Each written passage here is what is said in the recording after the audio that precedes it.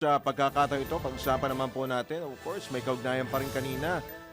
Ito pong epekto po ng tag-init.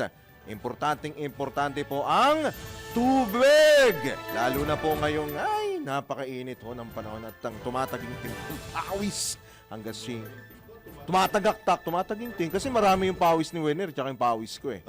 Unahin na natin, papasokin na po natin ang magsusupply po sa atin ng tubig.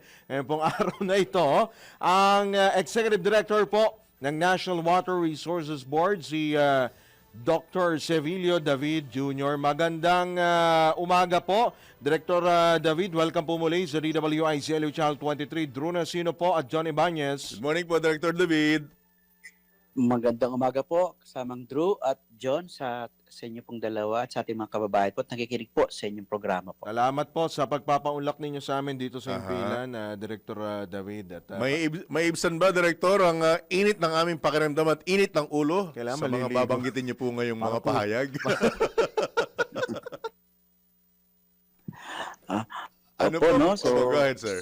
sa amin po, no, medyo patuloy po no, yung nararamdaman natin mga may init na panahon. No? Ito pong kasalukuyan, may summer pa rin po na nararamdaman natin. At sa po talaga sa nangyayari kapag summer ay yung matinding panahon, nakasummer. Kasabay na rin po no, yung wala pong masyadong mga pag-ulan. No?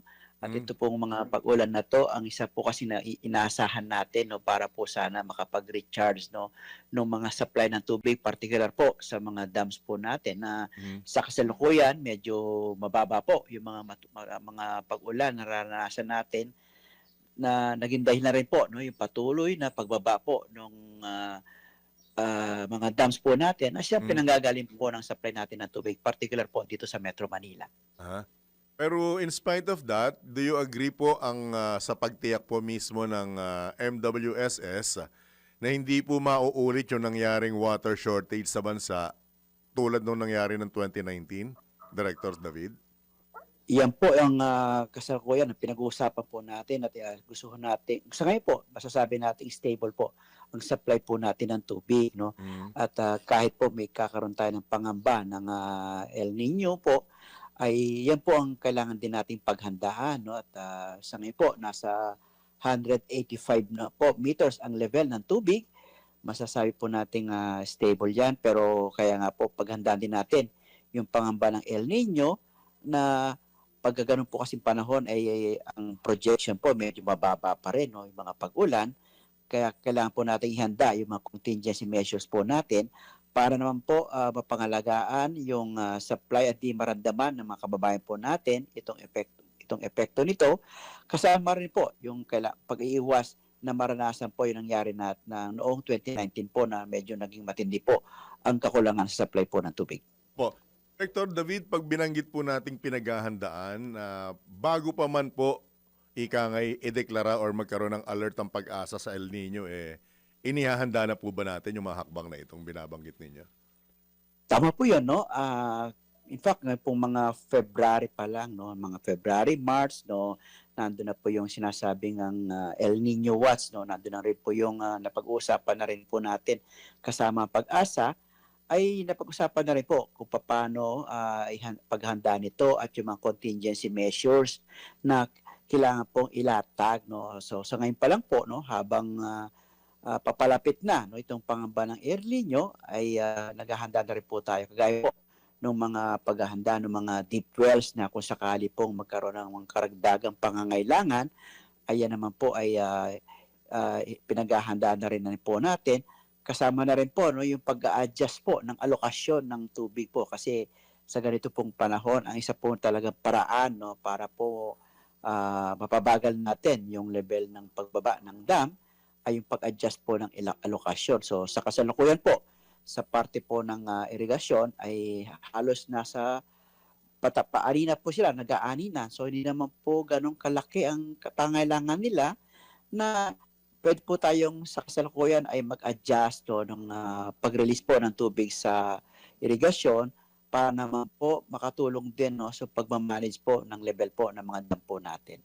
So ito po ay mangilan-ngilan po no, dun sa mga kasalukuyan na contingency measures po na nung isang buwan pa lang po bago pumasok itong anunsyo ng pag-asa po ay inahanda na rin po natin. Kasama po ang NWSS dito, konsesyonarya. Kasama na rin po yung mga kasama natin sa NIA at NAPOCOR para po mapaghanda nitong kasalukuyang pangamba na Opo. pwedeng idulot po ng El Nino. So, Director David, meron pa naman ho tayo mapagkukunan, di po ba? Kung sakali pong, tama ba, binabanggit ho ninyo, baka by June, possible, ay bumaba yung water level sa Angat Dam. Meron pa naman tayo ibang alternative, di po ba? So yun po, ang mga alternate po natin ay yung mga deep wells, no, na kasalukuyang inahanda na rin po natin. At sa parte naman po ng NWSS, no, ang isa rin po natin ginagawa dyan ay yung pagsasaayos po ng mga, pinapaigting po yung pagsasaayos po ng mga linya na pinanggagalingan po rin ng mga pagtagas para po walang masyadong nasasayang sa mga tubig po natin. At yung pong pagre-recover po, no, ng tubig sa mga treatment facilities, no, ito po yung mga tinatawag ng mga backwash, no, yung pong pagka may treatment po kasi may mga pwede pang i-recover ng tubig na pwede po makatulong sa pangangailangan po ng karagdagang supply ng tubig po.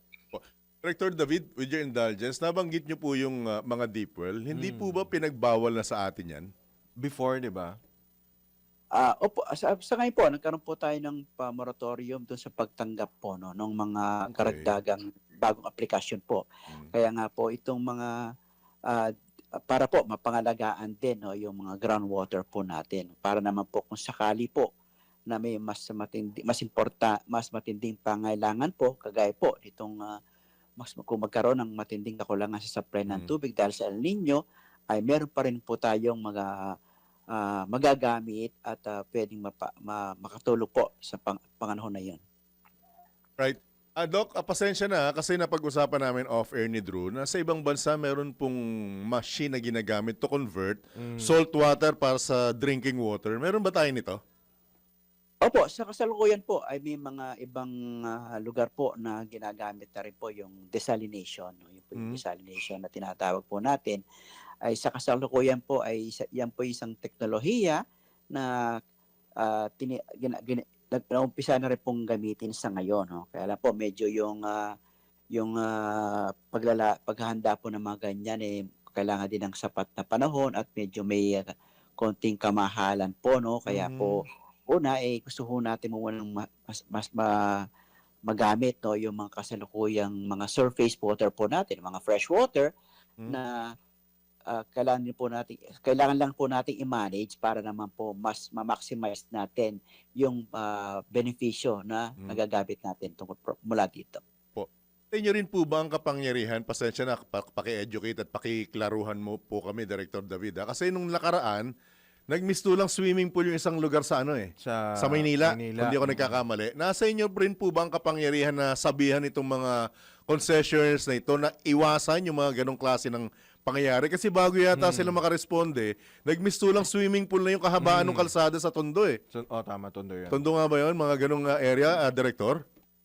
Nasa ano po yan, no? Nasa NWSS po ang sila yung parang sumasabi na supervise po ng mga services po ng mga konsesyonaryo, no, pero ang magagawa po, no, ng mga kababayan po natin ay mas maganda pong maidulog ito, no, ng mabilis po, no, sa mga konsesyonaryo po natin, no, para mapunan po ng maagap na solusyon po, no, at kasama rin po yung yung cooperasyon po ng mga sa lokal po na kasi po kabisan po pag mga ganyan paglalat ng mga serbisyo, kailangan rin po makipag-ugnayan po, no, sa mga lokal na pamahalaan para po bago po magkaroon ng mga pagkukumpunit pagsasayos po. Opo. Director, yaman din lamang kayo po ay responsable po sa pagtiyak para po magamit yung ating pong water resources gaya po ng mga sinasabi po ninyo, mga freshwater surface areas, di po ba? Dito ho ba, malapit sa Metro Manila, bukod po doon sa Angat Dam, ano pa ba iba? Bustos Dam, Lamesa Dam, di ba? Meron pa ho ba tayong mga alternatibo? Tama, alam ko may ginagawa pang dam dyan sa may, di ba, Tanay Rizal. Meron pa ho ba tayong mga ibang alternatibo na mapagkukunan bukod po doon sa mga nabanggit po natin? Tama po 'yun, 'no. Yung pong Laguna Lake, 'no, sa kasalukuyan po ay nagagamit na rin po, may mga treatment facilities po ang mga konsesyonaryo po diyan, 'no, na dati po kasi halos 95% sa Angat po nanggagaling, 'no, ang supply ng tubig mula po para sa Metro Manila. Pero dahil na po itong mga karagdagang mga treatment facilities diyan po sa Laguna Lake, ay ito po ang sa kasalukuyan po ay nakakatulong na rin po, 'no. Mm. At Mm. ito yung pong sinabi niyong ah, yung Wawa Upper Wawa Dam po, Wawa 'no, Dam, doon opo, sa may opo. Mm. Tanay Rizal. Sa kasalukuyan po ay ina-advance na rin po yung mga pagsasayos niya at sa tingin po natin by early next year po ay maging operational na yan at makakatununan Ito po po yung ang sa kailangan po ano, Director, tama no, sa May Tanay, yung Wawa do sa Rodriguez Rodriguez naman. yung wawa. Oo, so ito yung matagal nating iniintay yung sa Tanay. Kailan siya magiging operational? By next year ba yan or kailan po? Opo, no, ayon po sa pakikipag-ugnayan natin sa NWSS ay baka po early next year ay maging operationalized na yan, Good no. news yan. At Opo. maganda pong development ito kasi nga po ay ito pong pangamba natin ng El Nino ay baka po mag-extend, no, hanggang bago magtapos ang taon hanggang early next year po. At ayon naman po sa NWSS baka by that time po ay operational rin po yan at makadagdag po sa pangailangan po natin at supply ng tubig para dito po sa Metro Manila at karating bayan po. Director, pasensya na, with your indulgence, balik ko lang yung sa desalination ba yun? Gaano po kalaki ang gagastusin yan kumpara sa convenience na ibibigay niya sa taong bayan, sa bansa? Sa ngayon po, no, may tinitingnan po natin, hinahanap pa po natin mga numbers, no, kung magkano po talaga yung maging economic impact niya, no. Sa ngayon po ay sa kasalukuyan ay wala pa ho tayong mga costing, pero sa susunod po siguro ay papaalam po natin Opo. magkano per cubic niyan. Malaking bagay po kasi yun, Oo, Director, kasi tayo ay napapalibutan ng Mga tubig. dagat. Isa di pong ba? malaking kabalintunan na tayo po'y kinakapos pa ng ating tubig. Sobrang galit nung kasama ko, Director, pagpasensya naman at napakalalim ng Tagalog niya. Opo. Sa kasalukuyan po doon sa mga ang DNR po, no, yung sa mga isla po, no, sa ating bansa, yung mga lilit na isla, ay yan po ang ano, no, na napakahirap po, no, na pumunta pa sa mga mainland para po sa mga fresh water nila. Ay ang DNR po ay may mga proyekto po tayo ngayon na nag-establish po ng mga parang filtration at desalination facility po, no, na ito po naman po hindi yung kalakihan, no, para naman po sa pangangailangan ng mga komunidad, lalo po sa mga isla na medyo kailangan pang tumawid ng dagat po para sa kanilang mga pag-inom na sakol po ay yan po yung tinutulugunan ng DNR po sa pamamagitan ng pag-establish po ng mga filtration and desalination facilities po. Pero ang importante, Director David, nakikiayan kayo na hindi po magkakaroon ng kakulangan sa supply ng tubig. Tama po, Sa amin po, yan po yung pinagtutulungan po natin na hanggat maaari po ay matugunan, no, yung pangailangan po natin. Particular po itong panahon ng tag-init na hanggang Mayo po ay umasa po tayo by June medyo neutral at may mga pag-ulan pa rin naman tayong mararamdaman na makakatulong po sa pag-recharge po ng mga pasilidad natin kagaya po ng mga dams. Alright. Sa inyong pagkakataon, Director David, baka may karagdagan pa po kayong paalala, lalo na po sa ating mga kababayan. Go ahead, sir. Opo, sa ngayon po, no, ay panahon ng tag-init ay nakikiusap po tayo, no, at nagre-request tayo sa mga kababayan po natin, no, na tulungan po tayo, pagtulungan po natin ito, magtipid po, no. Mag-practice po tayo ng mga water conservation, no, mag-reuse, mag-recycle. At ito po kasi panahon ng tag-init medyo umasa po na medyo malaki ang demand po, no, sa paggamit ng tubig at sana po ay maging mindful po tayo, maging mas responsable para naman po hindi masayang at makatulong po sa pagmamanis po ng kasalukuyang supply po natin habang tayo naman po, no, sa national government ay nagsasagawa ng mga contingency plans para naman po hindi masyado maka-epekto ito sa mga kababayan po natin itong pangamba natin sa El Nino, lalo po itong mga susunod na buwan po. Alright. Alright, with that, thank you so much po, Director David. Salamat po. Kami po yung maasa sa mga susunod na pagkakataon. Muli niyo po kami pagbibigyan sa mga ganitong uri ng pag-uusapan po. Thank you, sir. Salamat po. Ingat po kayo. Good luck po sa inyo, Director. Maraming salamat po sa pagkakataon. Magandang Alright. umaga rin po. Good morning and good luck po. God bless. Yan po mga kabalitan, kabalitaktakan, si National Water Resources Board Executive Director Sevillo David Jr.